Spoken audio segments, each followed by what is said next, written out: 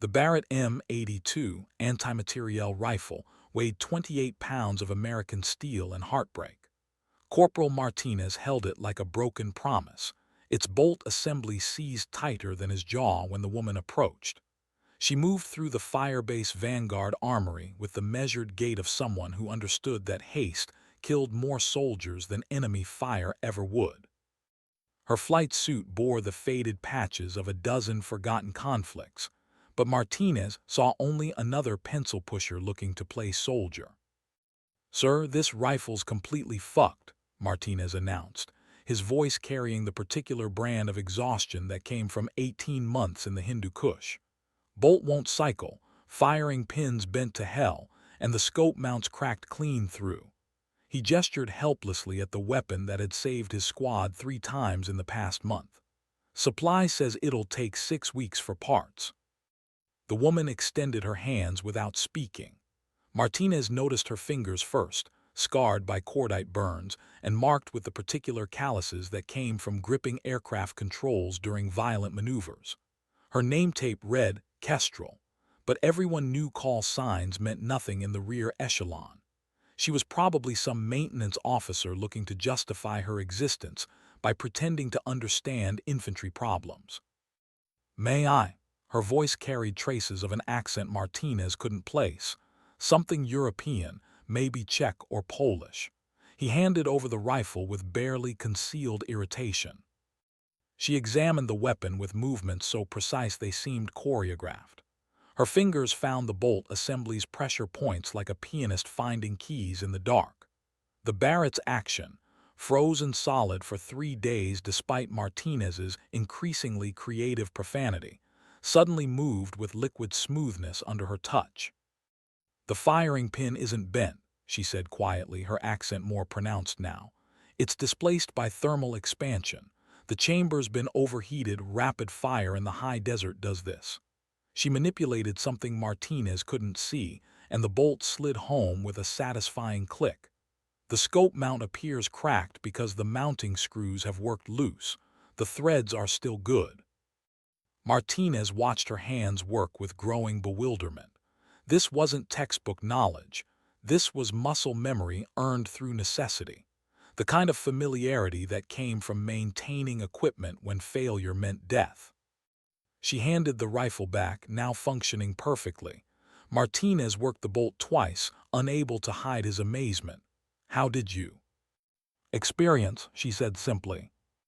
That's when Martinez noticed the metal hanging beneath her flight suit, partially concealed by the fabric. The metal caught the armory's harsh fluorescent light, and he glimpsed numbers etched into its surface. His blood went cold as he read the inscription. 305 confirmed. 305 confirmed kills. Martinez had seen plenty of combat, but his own count barely reached double digits. He looked up at the woman with new understanding, suddenly aware that he was standing in the presence of something rare and terrible. The mystery deepened when Lieutenant Colonel Thompson entered the armory, his usually stern expression replaced by something approaching reverence. "Captain Dvorak," he said, snapping to attention with parade ground precision. "I wasn't expecting you until tomorrow's briefing." Captain, not some re-echelon maintenance officer, but a captain with a call sign like Kestrel, and a medal that spoke of unimaginable violence delivered with surgical precision. Martinez felt his assumptions crumbling like poorly constructed fortifications under artillery fire. "The situation's developed complications," she replied, her attention still focused on the Barrett's mechanism. "I needed to inspect the equipment personally. This rifle will be essential for tomorrow's mission." Thompson nodded gravely. "The target's been confirmed. High-value individual, but the shot will be—" He paused, glancing at Martinez. "Challenging." Captain Dvorak, Kestrel, turned to Martinez with eyes that had seen too much. "Corporal, I'll need this rifle zeroed at precisely 1,247 meters by 600 tomorrow. Can you handle that?" Martinez found himself nodding before his brain fully processed the request. 1,247 meters. That was beyond the effective range most snipers would even attempt. But looking at this woman, studying the casual way she discussed a shot that would challenge the laws of physics, he began to understand that normal rules didn't apply here. As she walked away, Martinez caught sight of her other decorations: a silver star, two bronze stars with V devices, and a purple heart with 3 oak leaf clusters. This wasn't some office warrior playing dress-up. This was a weapon in human form, and tomorrow she was going hunting.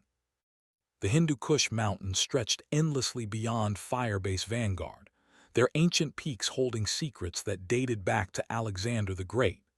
But tomorrow, those mountains would witness something unprecedented.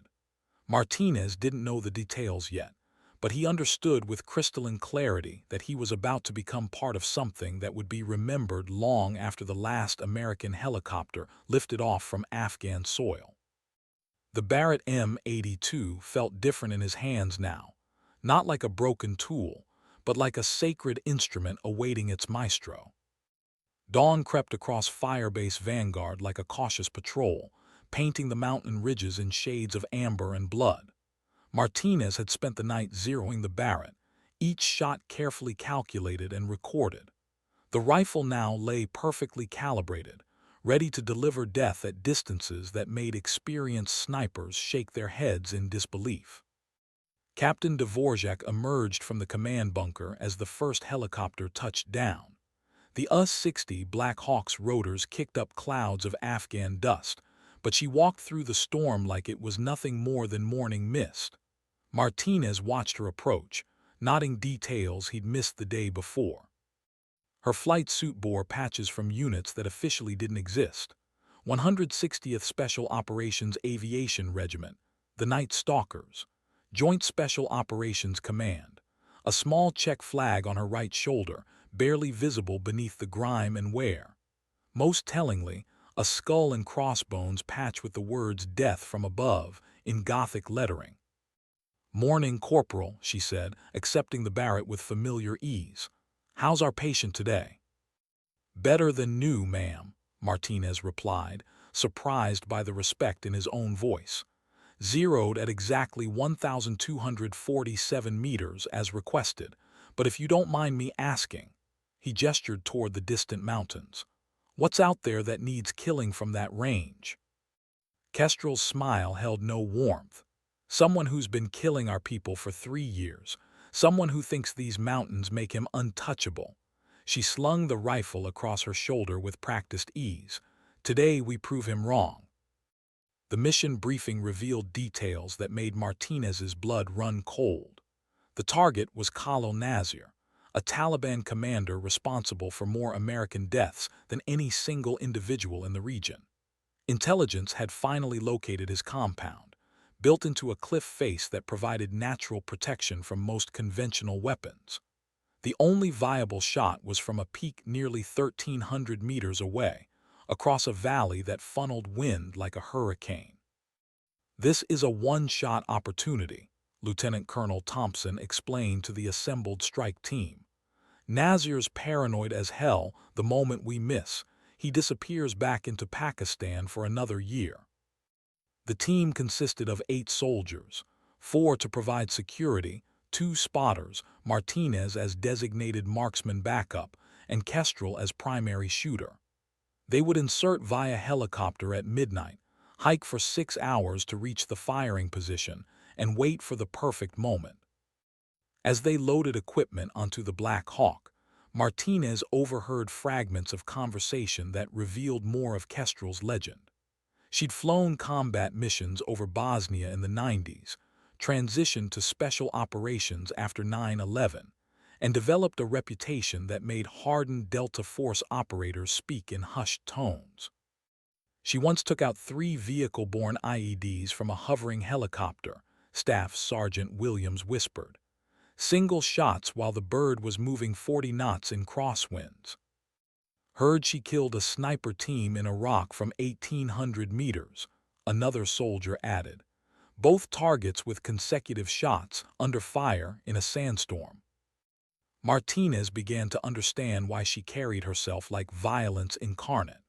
305 confirmed kills represented more than marksmanship. It was a body count that spoke of a career spent in humanity's darkest corners, delivering justice one bullet at a time. The helicopter lifted off as full darkness settled over the valley. Below, the lights of villages twinkled like earthbound stars, each one representing families trying to survive in a land that had known nothing but war for generations. Martinez wondered how many of those lights had been extinguished by Khalil Nasir's brutality. Kestrel sat across from him in the helicopter's cargo bay, eyes closed but somehow still alert. Martinez had seen that same expression on the faces of combat veterans who'd learned to rest without ever truly sleeping. Her hands rested on the Barrett's case with the casual intimacy of a lover's touch. As the Black Hawk thundered through mountain passes that seemed barely wide enough for its rotors, Martinez realized he was witnessing something historic. Not just another military operation, but a moment when justice finally caught up with evil. And the instrument of that justice was a woman whose very presence seemed to bend reality around her will. The insertion point lay at the head of a valley that maps couldn't adequately describe.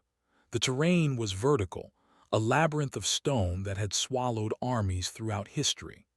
As they rappelled from the helicopter into absolute darkness, Martinez felt the weight of centuries pressing down on him.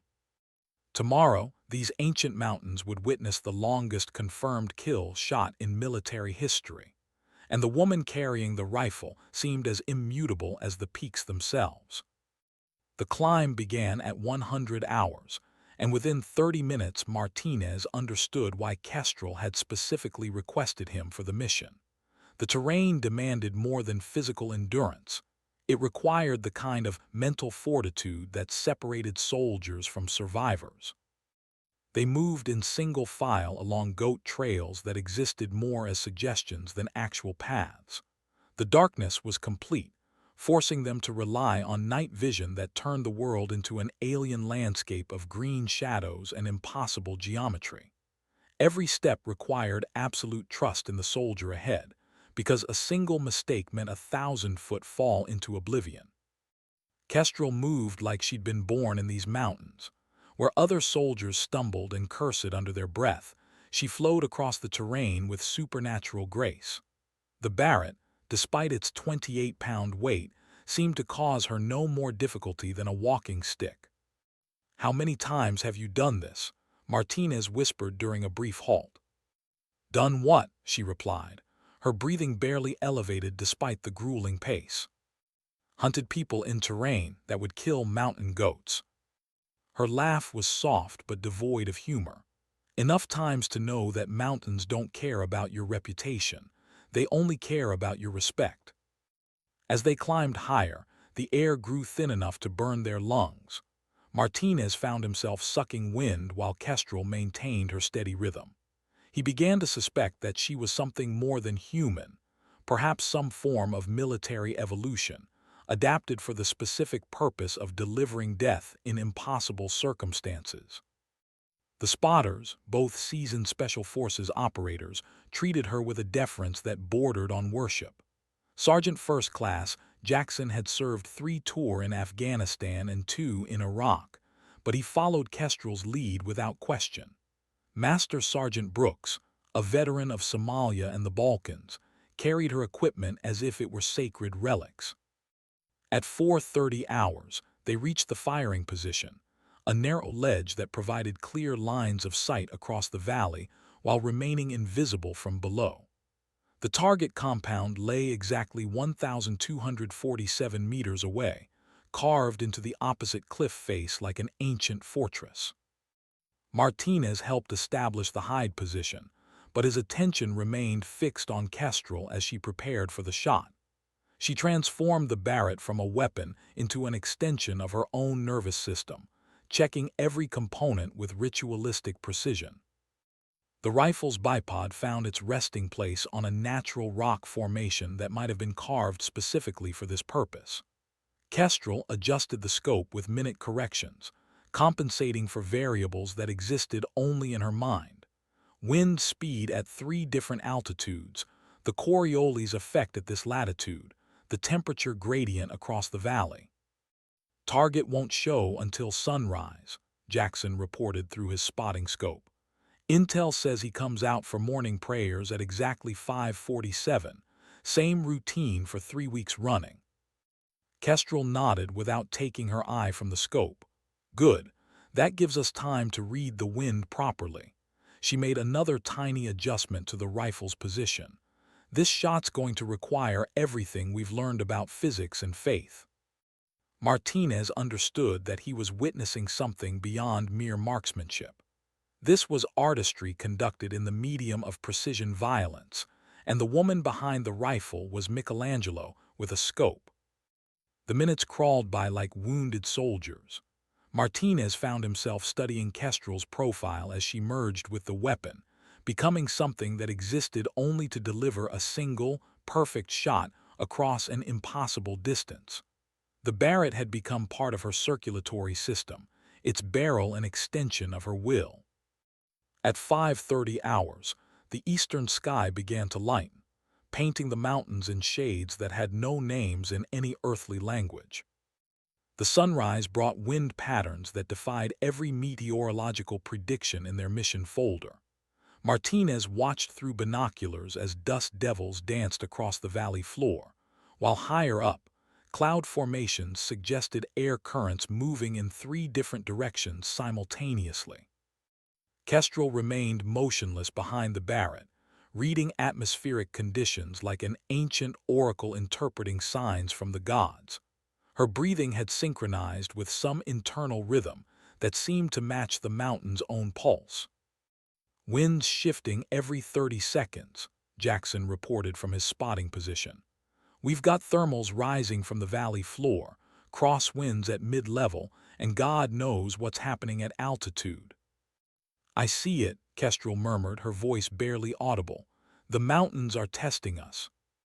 Martinez had heard snipers talk about reading wind before, but watching Kestrel was like observing someone conduct a conversation with invisible forces. She made microscopic adjustments to the rifle's position, each movement calculated to account for atmospheric chaos that would confound most shooters. At 5:45 hours, movement appeared in the target compound's main courtyard. Through his scope, Martinez could make out figures in traditional Afghan dress, but at this distance they looked like ants moving through a dollhouse. Multiple targets visible, Brooks reported. 4. No, 5 individuals. Can't identify primary target yet. Kestrel's finger found the trigger guard but didn't enter it. Martinez had been taught that premature trigger contact was the mark of an amateur, but watching her discipline under pressure was like observing a master class in controlled violence. There, Jackson whispered, southeast corner, targets emerging now. Through his binoculars, Martinez saw a tall figure step into the morning sunlight. Even at this distance, Khalil Nazir's presence was unmistakable.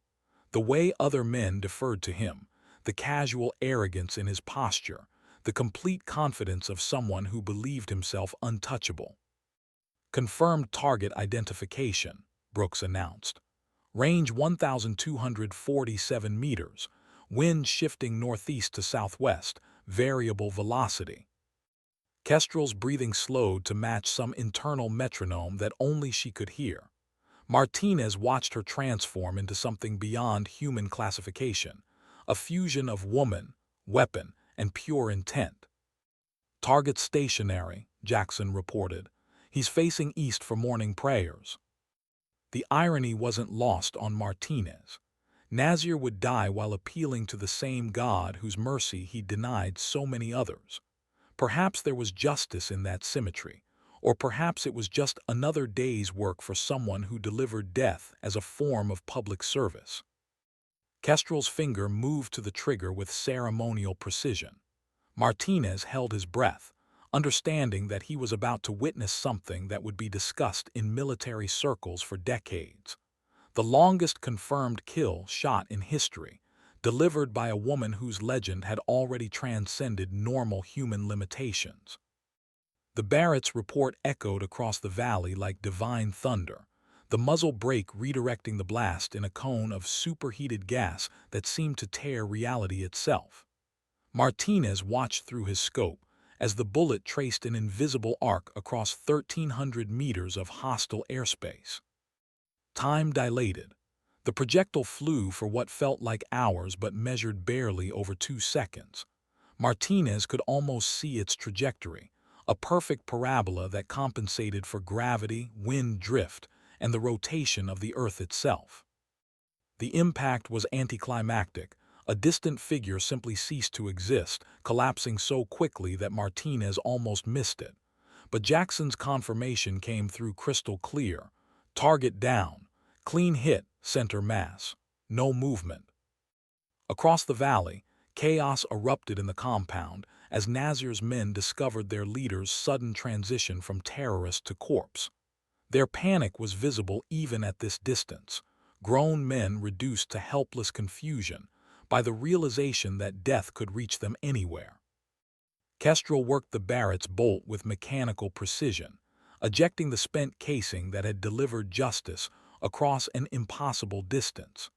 The brass cartridge fell among the rocks with a musical chime, coming to rest beside similar souvenirs from 304 previous occasions. "Time to go," she announced, her voice carrying no trace of satisfaction or emotion. This wasn't personal for her. It was simply what she did, as natural and inevitable as sunrise. The extraction began immediately, all 8 soldiers moving with the urgency of people who understood that their position would soon become the focal point of significant enemy attention. As they descended the treacherous goat trails, Martinez found himself looking back at the firing position where history had been made. The ledge appeared empty now, just another anonymous piece of Afghan stone that would never reveal its secrets. But Martinez knew he'd witnessed something unprecedented, not just a remarkable shot, but a glimpse into the kind of human being who could deliver such precise violence without apparent effort. As they rappelled toward the extraction point, he finally understood why Kestrel carried herself like a force of nature. She wasn't just a soldier who happened to be exceptionally skilled. She was something altogether more rarefied, a weapon system that happened to be housed in human form, calibrated for the specific purpose of eliminating problems that conventional solutions couldn't touch. The Black Hawk appeared exactly on schedule, its rotors cutting through morning air that still carried the echo of divine thunder. As they lifted off from the valley floor, Martinez caught one final glimpse of the target compound. Tiny figures still moved through its courtyards, but their leader's war was permanently finished. 306 confirmed kills. The number would be updated in classified files that only a handful of people would ever see. But Martinez knew that Khalil Nazir's death represented more than statistical increment. It was proof that justice, however delayed, eventually found its way to even the most inaccessible places. The flight back to Firebase Vanguard passed in contemplative silence, each soldier processing what they'd witnessed in their own way. Martinez found himself studying Kestrel's profile as she cleaned the Barrett with the same methodical precision she'd used to fire it. The weapon was her responsibility, and that responsibility extended to its care long after the shooting was finished. The firebase appeared below them like a small island of American determination in an ocean of hostile territory. As they touched down, Martinez realized that life would return to normal for everyone except him. He'd been changed by witnessing perfection delivered at the speed of sound across 1,300 meters of impossibility. But for Captain Kestrel Dvorak, this was just Tuesday morning in a career devoted to solving the world's most intractable problems with precision violence and unwavering professionalism. The debriefing took place in a windowless room that smelled of stale coffee and the particular brand of exhaustion that permeated every corner of Firebase Vanguard. Lieutenant Colonel Thompson sat across from the strike team with an expression that mixed professional satisfaction with something approaching awe. "Gentlemen and lady," he began, nodding toward Kestrel. "What you accomplished today will never appear in any official record. The shot distance alone would generate questions we can't answer publicly." Martinez understood the implications immediately. 1,300 meters was beyond the acknowledged capabilities of standard military sniper systems. Admitting that such accuracy was possible would invite uncomfortable questions about American military capabilities and the individuals who possessed them. "However," Thompson continued, "I want each of you to understand the significance of today's operation. Colonel Nazir was responsible for the deaths of 43 American service members and an estimated 300 Afghan civilians. His elimination removes a cancer that's been metastasizing for years." Kestrel remained silent throughout the briefing, her attention focused on field stripping the Barrett with practiced efficiency. Martinez watched her hands work, nodding that she treated each component like it was personally responsible for the mission's success. After the official debriefing, Martinez lingered in the armory while Kestrel completed the rifle's maintenance. He'd intended to ask her about the shot, but found himself tongue-tied in the presence of someone who'd just redefined the possible. "You want to know how?" she said without looking up from the Barrett's bolt assembly. "Yes, ma'am," Martinez admitted. Kestrel set down her cleaning rod and met his eyes directly. 23 years of constant training, 15 years of combat experience, and the understanding that every shot I take represents someone who won't be going home to their family unless I don't miss. She resumed her work, but Martinez sensed she wasn't finished. "The mathematics are complicated, but they're still just mathematics," she continued. "Wind speed, air density, temperature gradients, it's all predictable if you understand the variables. The hard part isn't calculating the shot. The hard part is accepting responsibility for what happens when you pull the trigger." Martinez considered this.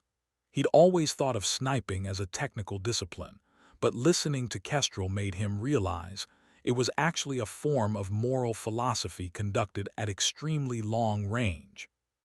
306, he said quietly. 306 confirmed, she corrected.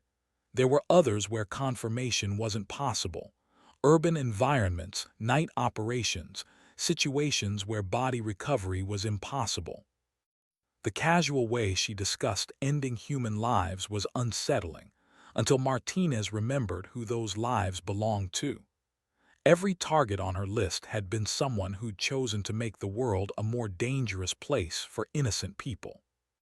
"Do you ever," Martinez began, then stopped. "Have regrets," Kestrel finished. "Every single day. Not about the people I've killed, but about the ones I couldn't save because I wasn't accurate enough, or fast enough, or simply wasn't there when needed."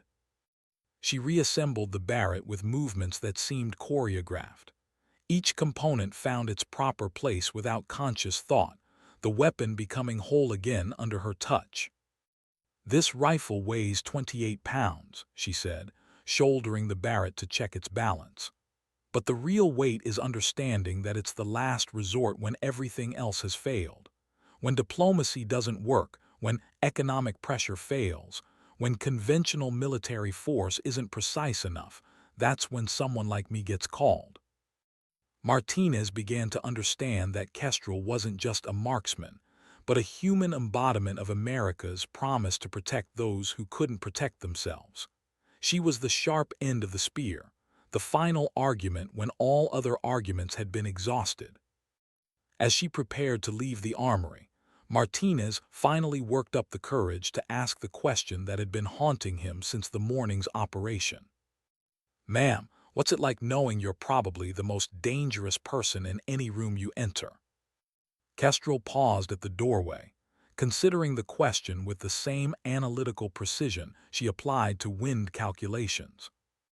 "Lonely," she said finally, "but necessary." The word lonely echoed in the armory long after she'd gone, and Martinez began to understand the true cost of perfection delivered at supersonic velocity. 2 days after the Nazir operation, Martinez discovered that Kestrel's reputation extended far beyond the Hindu Kush Mountains. Word of the 1,300-meter kill shot had somehow reached other units despite official classification, and suddenly Firebase Vanguard became an unofficial pilgrimage site for snipers throughout the region. They arrived in ones and twos, Marine Scout snipers from Helmand Province, Army Rangers from the Pakistan border, even a few Navy SEALs who claimed to be passing through on other business. All of them wanted to see the woman who'd achieved something they'd previously thought impossible. Martinez watched these interactions with growing fascination. These were hardened combat veterans, men who'd earned their reputations through years of violent excellence, and they approached Kestrel with the reverence usually reserved for religious figures. "Is it true she made the shot in variable crosswinds?" asked Staff Sergeant Rodriguez, a Marine sniper whose own reputation was legendary among his peers. "Worse than variable," Martinez replied. "The valley was generating its own weather patterns, 3 different wind directions at different altitudes." Rodriguez shook his head in disbelief. At 1,300 meters, wind call errors translate to misses measured in yards, not inches. How the hell did she compensate? Martinez didn't have an answer, but he developed a theory during the past 48 hours. Watching Kestrel operate wasn't like observing normal human capability enhanced by training. It was like watching someone who'd transcended ordinary limitations through sheer force of will and an almost supernatural understanding of ballistics. The stream of visitors peaked when Colonel James Morrison arrived from Bagram Airfield. Morrison commanded all sniper operations in the Afghan theater, and his presence at Firebase Vanguard sent ripples through the entire base command structure. Martinez happened to be in the command bunker when Morrison met with Kestrel. The conversation was brief but illuminating. "Captain Dvorak," Morrison began, "I've been reviewing your service record. 23 years, 15 combat tour, confirmed kills in 7 different countries." He paused, studying her with the intensity of someone trying to solve a complex equation. "Your kill-to-shot ratio is statistically impossible." Kestrel remained at attention, her expression neutral. "Sir, I don't miss." "Nobody doesn't miss," Morrison replied. "The best snipers in the world have ratios around 80%. Your record shows 947 shots fired, with confirmable results on 947 targets." "I don't take shots I can't make," Kestrel said simply. Morrison stared at her for a long moment, then shook his head in something that might have been admiration or bewilderment. "Captain, you're being transferred to a specialized unit. Your talents are needed for operations that require unusual precision." After Morrison left, Martinez overheard fragments of conversation that revealed the true scope of Kestrel's new assignment. She was being recruited for a joint task force that handled threats requiring surgical elimination, terrorist leaders, weapons dealers, individuals whose removal demanded absolute precision and complete deniability. The night before her departure, Martinez found Kestrel on the firebase's perimeter, staring out at the mountains that had witnessed her latest impossible achievement. The Afghan sky was clear enough to see individual stars, and the silence was broken only by the distant hum of generators and the occasional radio check from guard posts. "Going to miss this place?" Martinez asked, joining her at the wire. "Every deployment ends eventually," she replied. "The mountains will still be here long after we're gone." Martinez considered this. "Where will they send you next?" "Wherever someone needs to die from very far away," she said with matter-of-fact precision. "There's always another Nazir, another problem that can't be solved with conventional force." They stood in comfortable silence, 2 soldiers sharing the peculiar intimacy that came from witnessing something extraordinary together. Martinez realized that he'd been forever changed by their brief intersection, marked by proximity to greatness in its purest form. "Ma'am," he said finally, "it's been an honor." Kestrel turned to look at him, and for just a moment, her professional facade cracked enough to reveal the woman beneath the weapon system. "The honor was mine, Corporal," she said. "You zeroed that rifle perfectly. Without your preparation, the shot wouldn't have been possible." As she walked back toward the command bunker, Martinez understood that he just received the highest compliment of his military career from someone whose standards were literally superhuman. Tomorrow, she would disappear into the classified world where legends were born, and national security was measured in precisely delivered violence. But tonight, she was still Captain Kestrel Dvorak, and she'd called him an essential part of something historic. The helicopter arrived at 500 hours, its rotors cutting through pre-dawn darkness with mechanical precision. Martinez had volunteered for guard duty specifically to witness Kestrel's departure, though he couldn't articulate exactly why her leaving felt so significant. She emerged from the command bunker carrying the same worn duffel bag she'd arrived with, but now Martinez understood that the understated exterior concealed equipment worth more than most people's annual salary. Her custom rifle case bore the scratches and wear marks of someone who'd carried it through a dozen countries and twice as many conflicts. Lieutenant Colonel Thompson accompanied her to the landing zone, their conversation inaudible over the helicopter's rotor wash. Martinez could see Thompson's body language, though the slightly awkward posture of someone addressing a subordinate who'd achieved something beyond his own experience. As she climbed into the helicopter's cargo bay, Kestrel caught sight of Martinez at his guard position. She raised her hand in a brief salute, not the formal gesture required by military protocol, but the casual acknowledgement shared between soldiers who'd served together.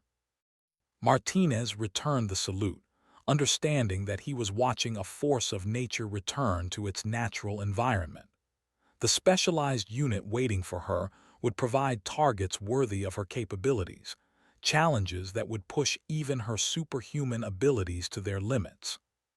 The helicopter lifted off and disappeared into the darkness, leaving behind only the fatting sound of rotors and the lingering scent of jet fuel.